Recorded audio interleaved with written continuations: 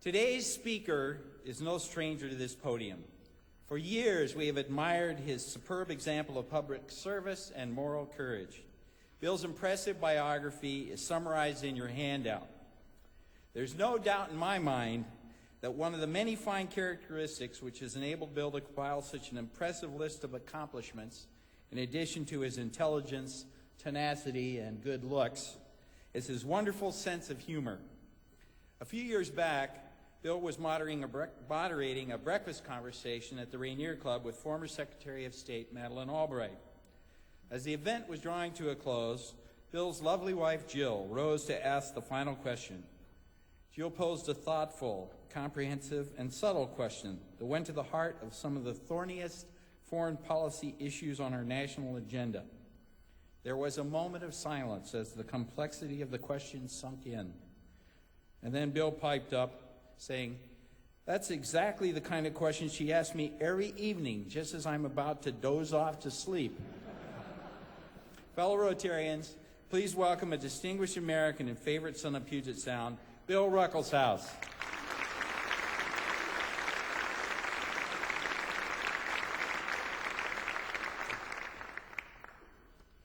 Bill, thanks very much, and thank you for inviting me here. That question my wife asked Madeleine Albright was the origin of the movie Sleepless in Seattle. I'm delighted to talk to you this afternoon about something that's a great moment to all of us, and that's Puget Sound. And I'll have to tell you, I had intended to show you a lot of beautiful pictures of Puget Sound in a slideshow that I had developed for this purpose. We have handed out those pictures. We were unable to do it here at the, that's right, it looks like this. You should all have one. If you don't, you can look at your neighbors. I had hoped to be able to show it here. It was not possible to do it. It's nobody's fault. It just wasn't possible to do it under the facilities here. And I say it's doubly too bad because this was to be the inauguration of my Al Gore moment.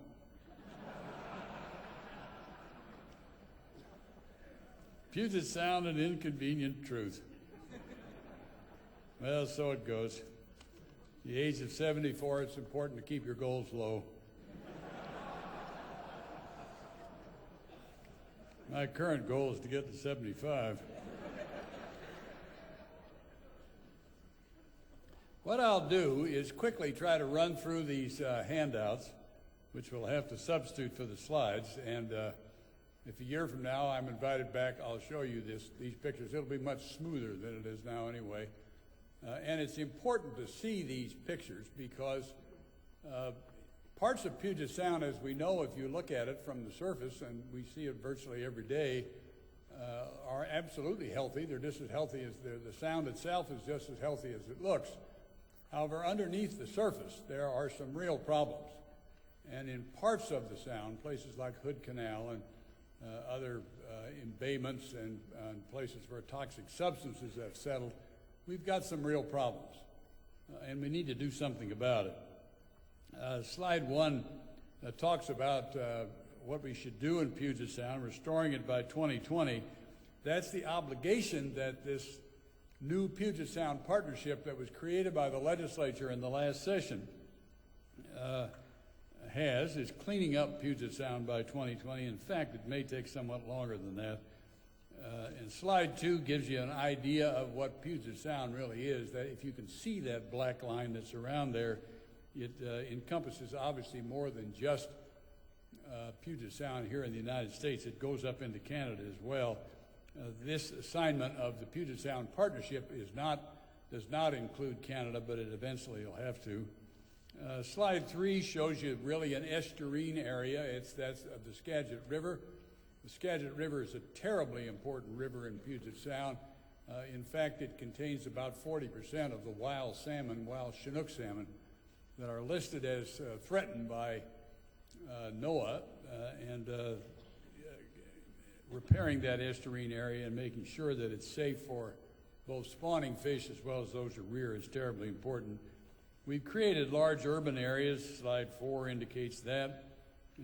Picture of Seattle. We have beautiful rivers, as you can see in slide 5. Slide 6 shows an almost endless number of critters, 40 of which have been listed as either threatened or endangered by the state or federal government. Slide 7 gives you an indication of what people do here, what critters do in Puget Sound. They eat everything, including one another. The top of the food chain is that breaching orca, which recently has been listed as threatened by NOAA as well. The other picture on slide 8 simply shows how many varieties of life there are here in Puget Sound. It really is an incredible place, very rich in flora and fauna, and well worth our paying attention to and deciding what to do. Slide 9 shows you what a good part of our challenge is, and that is that we're growing very fast. These are several pictures of Seattle. You can see that slide right underneath it, slide 10. There currently are about 3.8 million people that live in Puget Sound. We'll have 5.2 million by 2020, just 13 years. What the demographers tell us, we have to house those people, we have to provide transportation for them, we have to treat their waste, we have to educate their children, we have to find them jobs. All of these things place additional pressure on the ecosystem of Puget Sound, and we need to adjust to it. Slide 11 begins to show what happens. You may not be able to see these colors well at your table, but 1950, the red areas on the top slide, slide 11, were those urbanized areas at the time. The slide underneath it shows you how that has expanded in the last 50-plus years. In fact, in 1952, I was out here in the Army. I was a drill sergeant in Fort Lewis, which is just south of Tacoma, which is listed there on the slide. That now is a red area representing an urban area almost completely from Seattle to Olympia. Slide 12 is just a picture of cars, how many of us there are. That's the way most of us get around. That causes a lot of pressure in a variety of ways on Puget Sound. And slide 14 shows the roads that we build in order to hold all those cars. Slide 15, the question is, what happens? What threatens the health of Puget Sound? Well, almost everything we humans do, in fact, threatens it. And it's not that any one of us has a bad intention in what we do. It's just the collective impact of the way we live, how we satisfy our wants and our needs that causes this effect on the ecosystem we share. Slide 16 indicates what happens. We throw off chemicals in almost all of the products we use and dispose. Some of them are toxic, some harmful to fish, and even to us if we're not careful. Slide 17 indicates what happens when we get an occasional rain here in Seattle. It causes runoff from city streets. This stuff all ends up in either storm sewers or directly discharged into Puget Sound, coming from city streets, from suburban areas, suburban yards, suburban streets, from farms. And the collective impact of that runoff, stormwater runoff as it's called, is a tremendous effect on Puget Sound, and becoming increasingly so as we develop, as more people move here, as more of those red areas occur, and there are more impervious surfaces so that the water that hits the ground doesn't sink into the ground. It runs off in the form of stormwater through our streets and sewers. Slide 18 indicates where a lot of this stormwater goes in outfalls that look just like this. Most of us don't see these outfalls very well, but they fall directly into Puget Sound. A lot of the stuff that we've done to develop, to handle manufacturing capacity, to house ourselves, uses up habitat. Slides 19 and 20 show this, and it pushes the wild things out as we use up more and more territory. Slide 21 simply shows the human waste from septic systems, from overloaded sewage treatment plants, or combined sanitary and stormwater sewers that fall directly into the sound. And that sign there says no shellfishing. In some cases in Puget Sound, it'll say no swimming and no eating the fish that are around there. Access to the beaches themselves are sometimes blocked.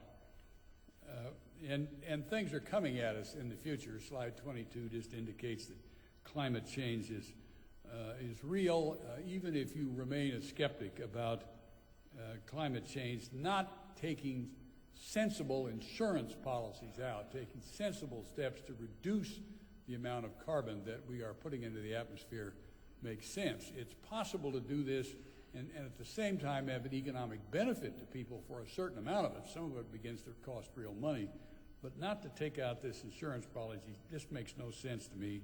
I know there's an ongoing skepticism among some people, even an ongoing debate among some scientists. The overwhelming bulk of scientists now believe global warming is real and that man is making a significant contribution to its cause. Every National Academy of Science report on global climate change that I've read in the last 10 years has come to precisely the same conclusion. So it's not something we can duck. It seems to me we've got to take steps to deal with it. Listed there on that slide are the kinds of things that are going to affect the Northwest by climate change. We're going to have more rain, less snow, earlier runoff, smaller glaciers, more effect on waterways at the very time that they're holding either spawning or rearing fish, and that climatic change, that change in the water itself, puts further stress on the whole ecosystem. Well, what does all this mean? Slide 23 asks that question, other than to thoroughly depress you. What does it mean to our shared natural space? Slide 24 just shows some of the things that are affected. I've mentioned over 40 species are listed. That just depicts some of them. We know about salmon, and recently steelhead were listed in Puget Sound, as well as the orcas. There are other species of fish. There are marine mammals, and many shorebirds are alarmingly in decline in Puget Sound, and the scientists really can't figure out why that's happening. Slide 25 indicates where the more serious problems are in the Sound, like Hood Canal. There have been recurrent dead zones in Hood Canal. The most recent one was in November. And dead zones are simply large areas that are devoid of oxygen. And the picture there you see is the result, a lot of dead fish. And believe me, there are a lot of them, a lot more than this, when there's no oxygen in the water. So what's at stake? Slide 26 asks that question. It's almost easier to list what's not at stake than what is: our quality of life, our economic prosperity, our aesthetic values, our own health, what we owe to our progeny. Last summer, the Puget Sound Partnership, which was the group that the governor appointed to look at the problems of Puget Sound and understand what those problems were, what kind of things were necessary to fix them, and then make recommendations back to her in the legislature. She and I and the Nisqually Chief Billy Frank, that most of you know, were co-chairman of that partnership, and we made several recommendations.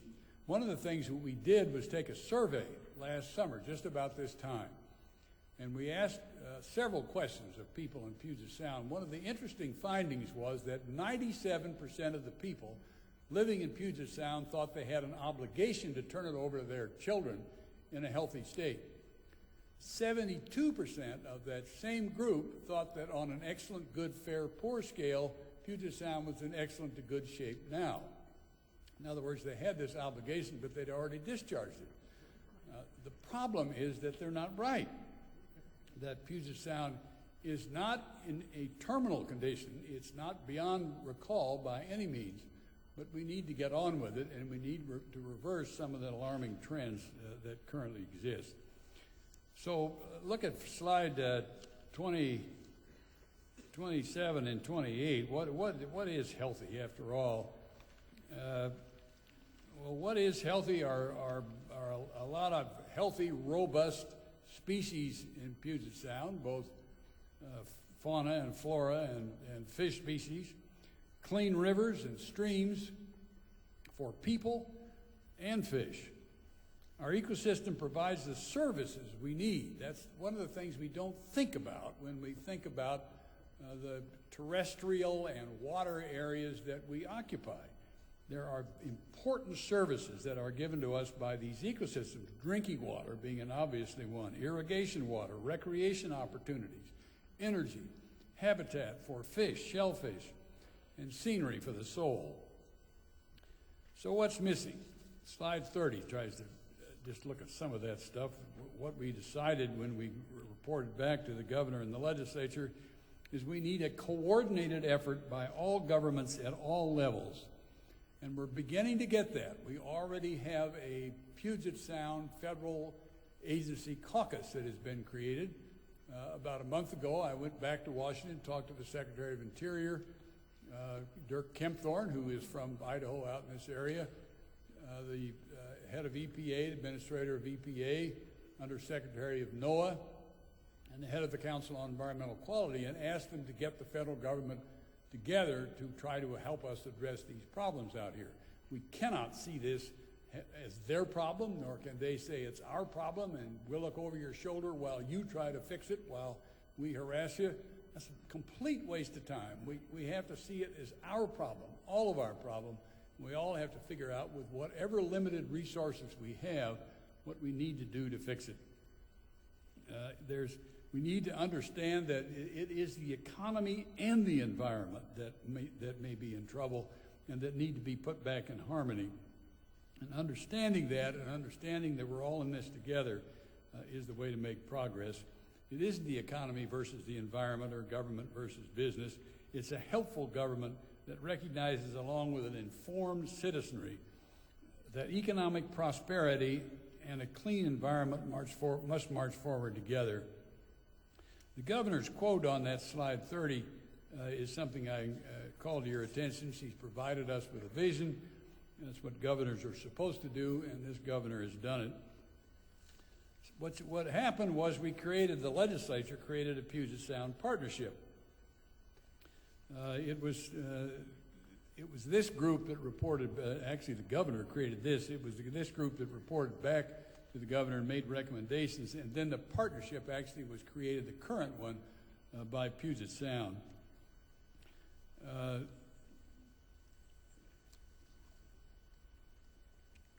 The slide 33 pretty much shows where we are right now.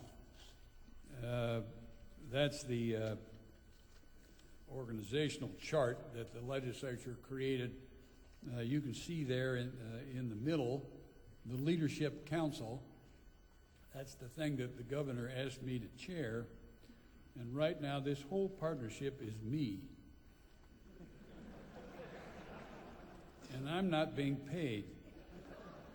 So the effort may not be wise, but so far it's cheap. The governor will appoint the other 6 members of that Leadership Council. There's 7 members on it in the next couple of days. There's an Ecosystem Coordinating Board, which is a much broader representative group of people from all levels of government, including tribal, as well as business, agricultural, environmental interests. It's meant to be a very inclusive group that will have specific responsibilities under the statute.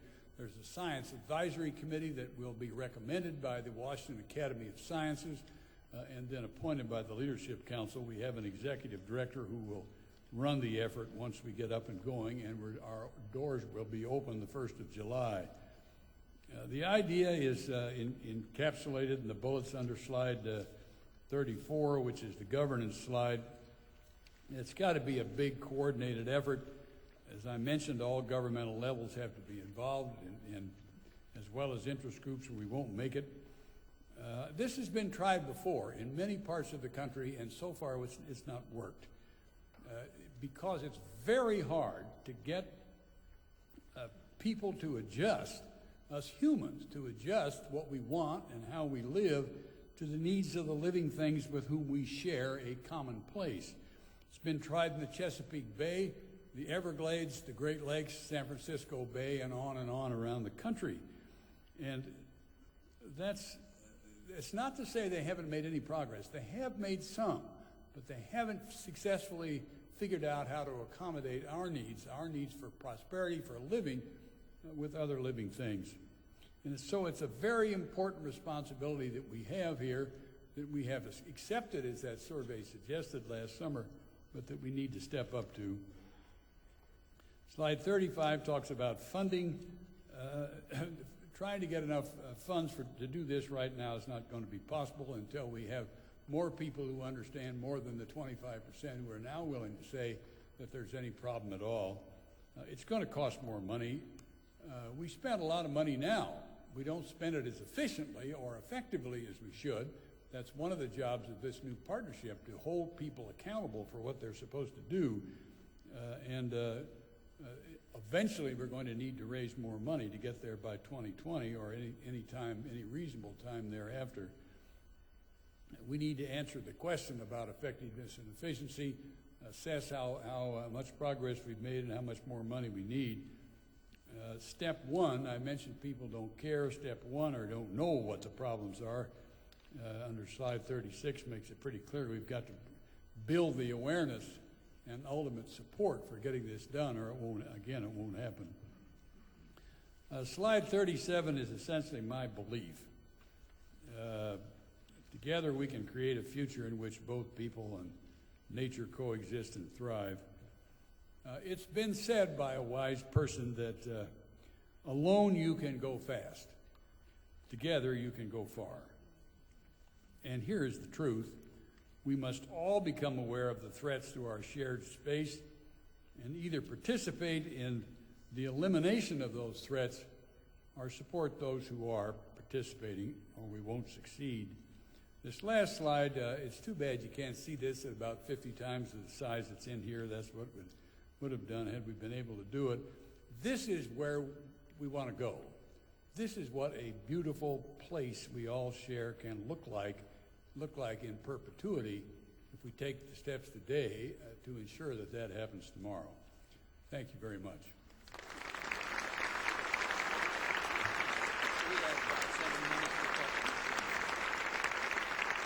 Nancy Cahill has the microphone down here. If you'd like to ask Bill a question, you might need to stand up to get her attention.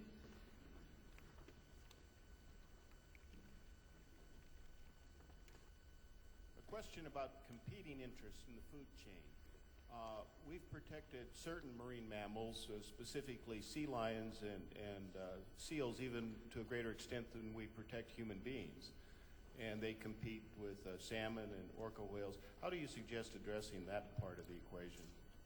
Well, we do need to address it. There are threats to listed species like salmon from unlisted species. In some cases, listed species are eating listed species. In the case of stellar sea lions up in Alaska.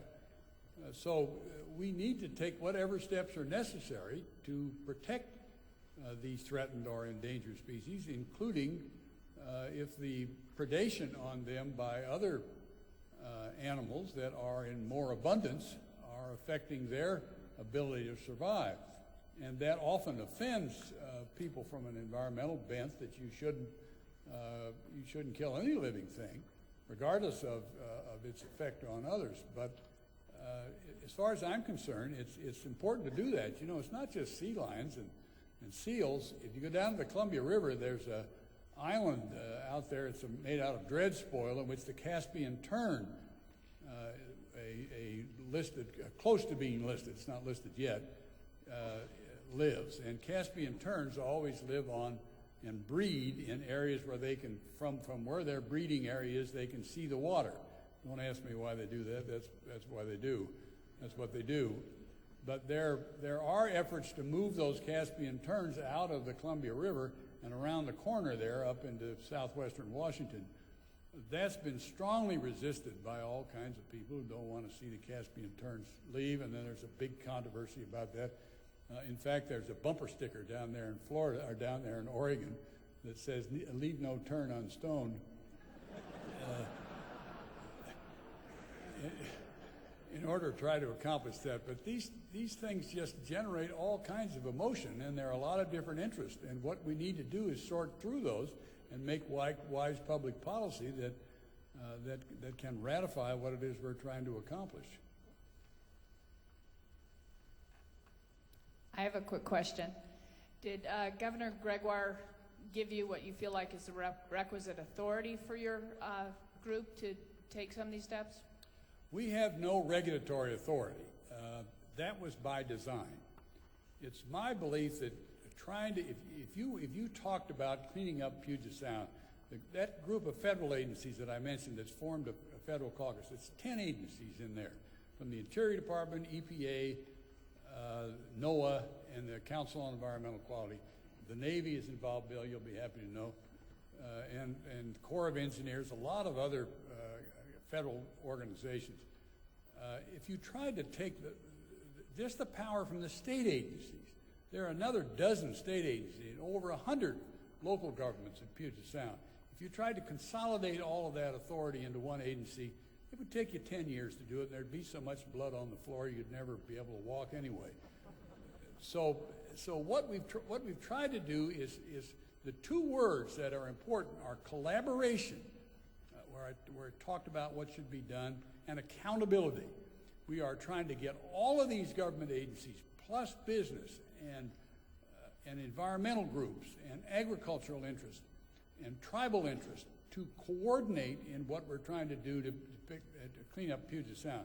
When I met with the federal caucus last week, I said, look, let's forget about all of us being in separate agencies. Let's all assume we're in one agency, and our charge is to help the people living in Puget Sound. As government, that's our responsibility, to help the people living in Puget Sound adjust in such a way that we preserve this ecosystem. And if we fight among ourselves, we've only got so many resources, and it's just a complete waste of time. They were quite enthusiastic about doing that. That was kind of a new thought to a lot of people there.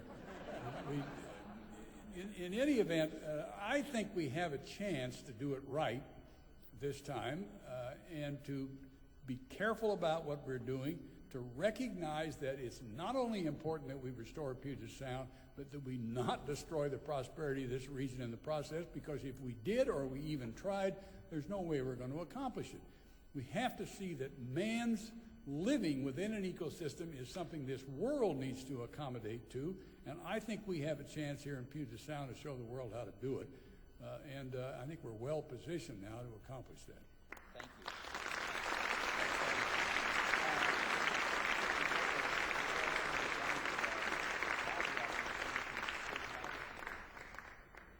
I thank you, Bill, for your leadership. And that brings us to this week's pretty good rule. We're getting near the end. This is a very important rule. It took me a long time to learn this. Trust your instincts. Be decisive, even if there's a chance of error or mistake. Don't let the risk of failure stand in the way of a good decision. See you next week. We are adjourned.